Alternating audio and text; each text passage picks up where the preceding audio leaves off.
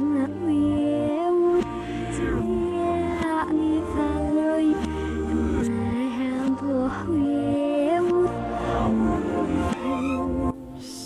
I personally watched a weird movie.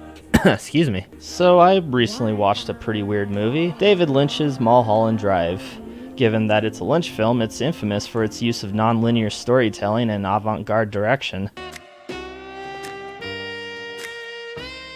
Brilliant! I have absolutely no idea what's going on. Many a moviegoer has attempted to make sense of it all, but have never gotten a clear answer, especially from the man himself. So being fresh to this whole 19-year-long investigation, I thought it'd be fun to try to put it all together myself. After watching it only once. I've done stupider things.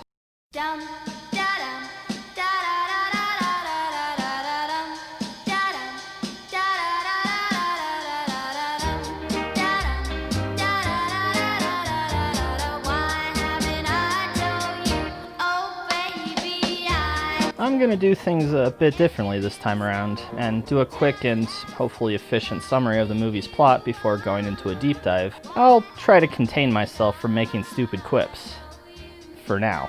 The movie stars a woman named either Betty or Diane. It kinda changes every once in a while. For the sake of this video, I'm just gonna refer to her as Naomi Watts. She's come to LA to become a famous actress, and moves into an apartment loaned to her by an Aunt Ruth. Meanwhile, shady people seem to be plotting the murder of a woman named Rita, which goes wrong when her car is hit by another car, and she's left stumbling into the city with no memory. She wanders into Watts' new digs, where they become fast friends, and attempt to figure out who Rita really is, why people tried to kill her, and why she has a handbag full of cash. Meanwhile, a dude tells another dude about a nightmare he had about a creepy man behind a diner called Winky's. Then the creepy man shows up, and the dude gets a heart attack.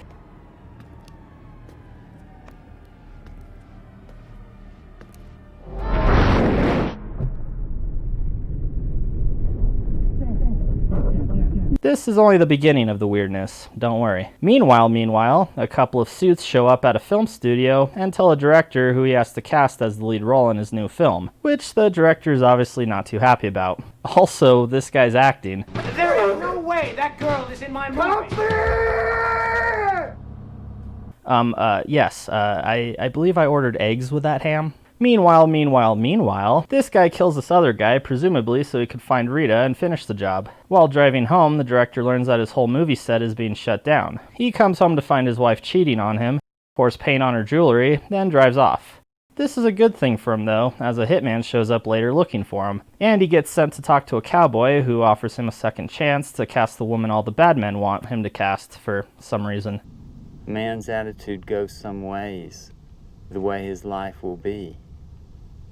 Is that something you might agree with? Sure. Naomi gets an audition for some shitty film where she fucking nails it, but is then told she would have a better chance trying out for our Homeboys movie, who he's currently casting actresses for.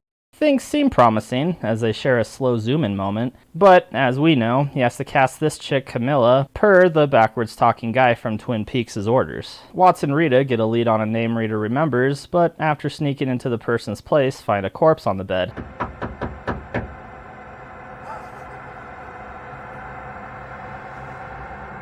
How traumatic. Time for some girl-on-girl action. What? No, Lynch. I will not be distracted by lesbian sex. That's a bad Lynch. Rita wakes in a cold sweat, remembering a place called Club Silencio, where a woman sings Roy Orbison's Crying in Spanish.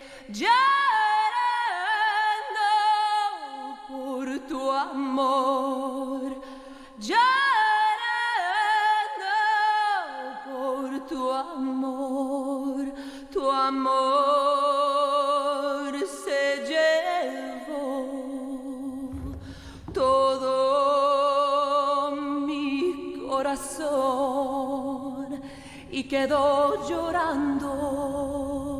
A blue box suddenly appears in Watts' purse, which matches perfectly with the blue key they have.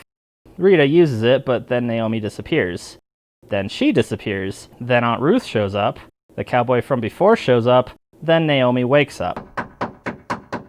Her neighbor is knocking on the door and wants some of her things. her neighbor being the same woman her and Rita ran into before finding the dead woman. Then we see Rita on set with the director rehearsing a scene with Naomi off to the side watching them make out. Naomi gets a phone call from Rita inviting her to a party where we meet the director's mother, who is also her landlord, but not. The director and Rita, who's now referred to as Camilla for some reason, announce their engagement. Naomi doesn't take it well. Back at Winky's, Naomi is talking to the murderer from before and asks him to kill Camilla. The creepy dumpster man shows back up with the blue box, and 2 miniature old people crawl out of a paper bag and bust into Naomi's apartment. She freaks out and then shoots herself. The end.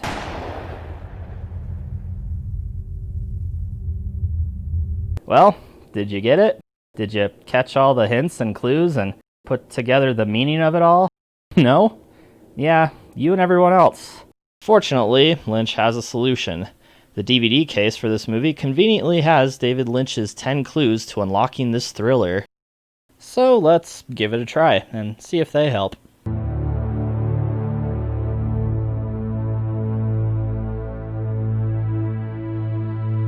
Clue number 1. Pay particular attention in the beginning of the film. At least 2 clues are revealed before the credits. To me, the biggest reveal on the onset is the POV shot of someone falling on a pillow. This is, unfortunately, the only time I was particularly observant, as these pillows come up later. The potential second clue, though, I have no idea. There's the weird jitterbug scene, and you can analyze the significance of duplicate couples, the reason for having Naomi Watts looking like a ghost in the middle of it. You can even consider the origins and significance of the jitterbug, why not? But as far as I can tell, the biggest clue this opening shot gives is for the audience to put their critical thinking caps on, because it's going to be one of those movies. Clue number 2. Notice appearances of the red lampshade. Well, it appears twice near a phone, and the first time it shows up it's ringing but never picked up. Presumably the other end being an anonymous figure who is sharing the news of Rita's disappearance. Clue number 3. Can you hear the title of the film that Adam Kesher is auditioning actresses for? Is it mentioned again? No, I didn't hear it, because they said it too fast. Apparently it's called The Sylvia North Story, but any attempt to look that title up only brings me to theory sites for this movie, so that's not gonna help. Clue number 4. An accident is a terrible event. Notice the location of the accident. You mean the title of the movie? Yeah, I figured that's why the movie is called what it's called. Wait, why is this clue after the movie title clue? The accident happens first thing in the movie. Does it mean a different accident? Do they mean this part? Clue number 5. Who gives the key and why? I assume they mean the blue key, which is given to Naomi by the hitman. I think it's because this is his calling card. She asks what it opens and he just laughs. Or they could mean when the landlady gives Naomi Watts the apartment key. Well, why is because she's going to be living there. That's the way apartments work. Clue number 6. Notice the robe, the ashtray, the coffee cup. Or how about you notice this glass of water? Yeah, see? I could point out random objects too. Clue number 7. What is felt, realized, gathered at Club Silencio? I think sorrow is strongly felt in that scene. The music sure invokes it, and the fact that the 2 main characters seem emotionally affected by the performance certainly helps that observation. Sorrow, and specifically the feeling of loss. The idea that a person may be gone, but their song still haunts you. What's realized is things aren't always what they seem? I don't know, seems like a weird question. As for what is gathered, the blue box? Do they mean gathered literally? Because if not, something gathered figuratively and something realized are kind of the same thing. Clue number 8. Did talent alone help Camilla? Not at all. And this goes for both Camillas.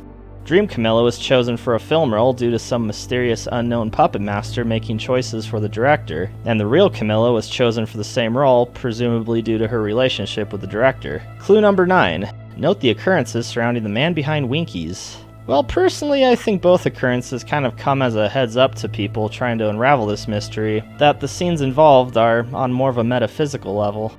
Clue number 10. Where is Aunt Ruth? Either in Canada or dead. And sometimes she's in LA. Well, that was fun, and I think I've come up with an alright theory for this movie. Not airtight, but reasonable. So the confusing web I've woven for myself goes a little something like this.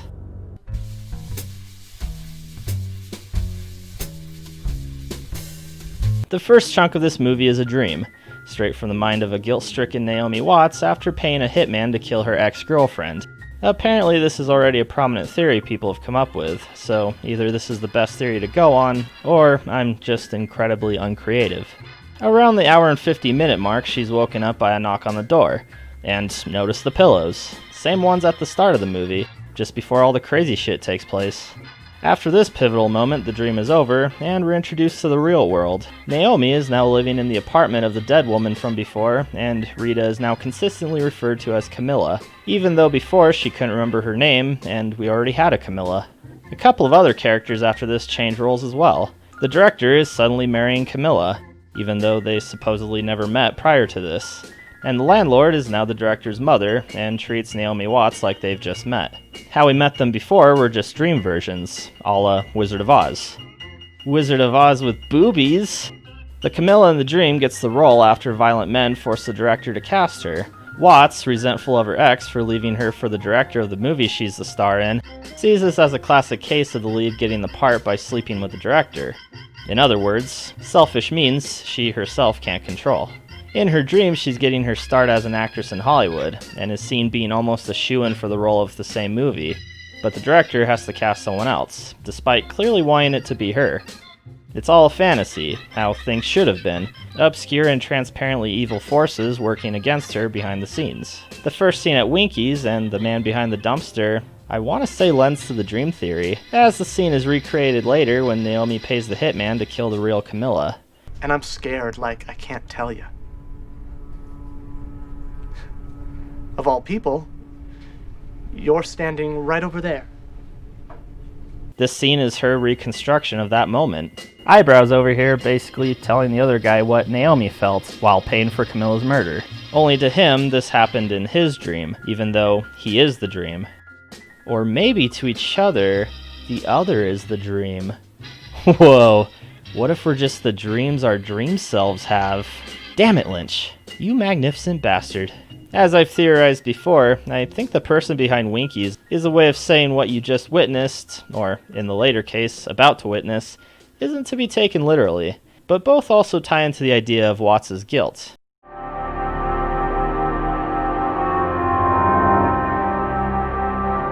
In the real world, but before her dream that encompasses a majority of the film, Naomi hires a hitman to kill Camilla out of jealousy and anger. Most likely after the dinner scene where it's revealed that she and the director are getting married. The hitman mentions, "When it's finished, you'll find this where I told you." And it's later seen sitting on her coffee table, meaning the deed has been done. After this deal is made, the dumpster man is seen unleashing 2 miniature old people to terrorize Watts, who seems to be hiding from them.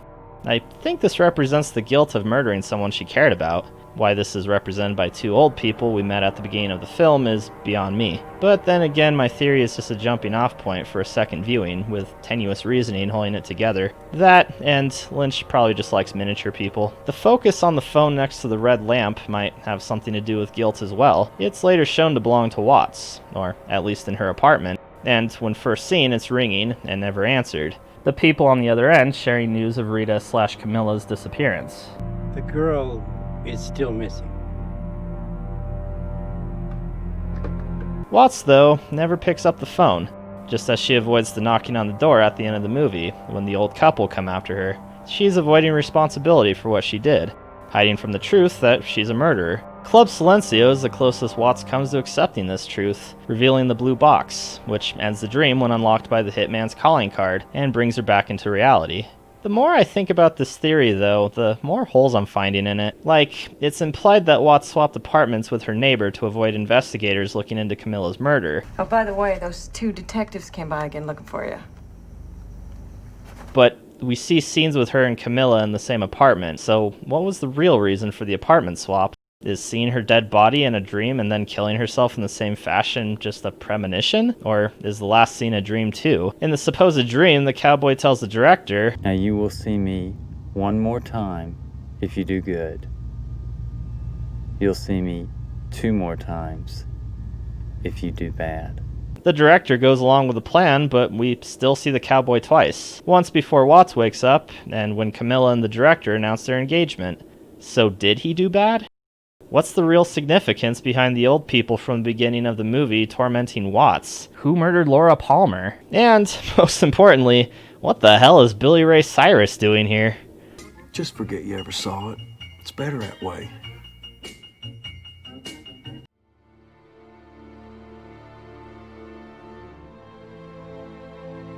The problem of including dreams in any kind of interpretation or theory always feels like a cheat, because it makes it easy to wave away surreal things as just, it was a dream, so of course it didn't make sense. So I'm kind of worried my whole thought process was just the easy way out. And you know, despite all the theories and despite Lynch's clues, I think the real solution to this thriller is there is no solution. Lynch is the kind of director that pulled the whole art is in the eye of the beholder kind of crap. You know, every answer is the right answer, and ultimately, that's what's probably going on here. I mean, at this point, if he came out and just said, this is the definitive answer, then no one would be happy, and he knows that. Everything was left just vague enough that multiple interpretations can be drawn from it. But what bugs me about this is, why the hell try to tease your audience by making a list of clues?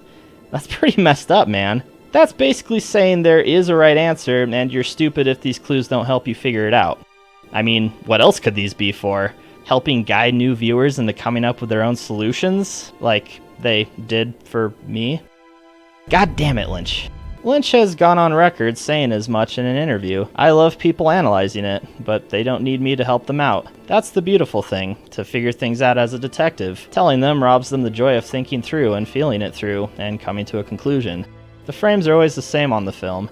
It's always the same length, and the same soundtrack is always running along it, but the experience in the room changes depending on the audience. That's another reason why people shouldn't be told too much, because knowing putrefies the experience. So, after all is said and done, is it a cop-out to say my answer to this mystery is it's all just a film made by a crazy man that involves Naomi Watts cry masturbating?